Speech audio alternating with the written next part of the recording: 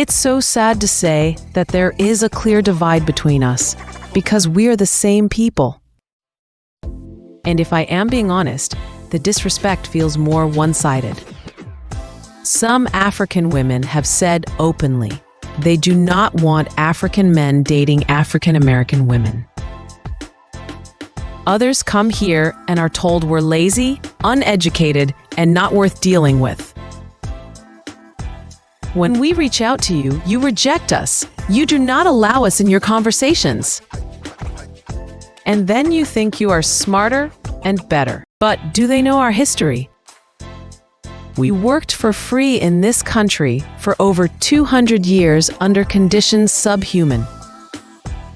Then we worked for nearly free for another 100 years under extreme pressure. And even today, minimum wage is below $8 per hour. Now let's talk about the disrespect in the African chair. You sit down and they speak in a language you don't understand. They talk and laugh the entire time while ignoring you. And they do it right over your head. You are paying them.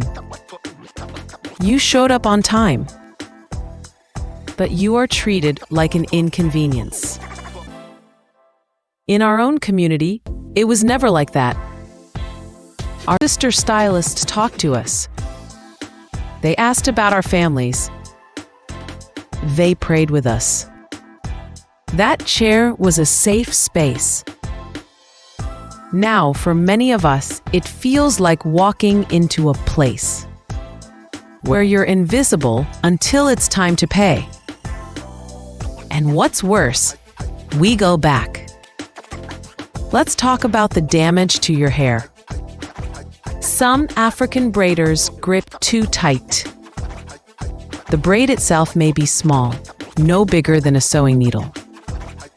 And they grip it hard right at the root. That kind of tightness is not needed. It doesn't make the style last longer. It doesn't make the hair grow. But it does destroy the hair shaft and it weakens the root. If one strand gets trapped between two braids, it can be easily snapped.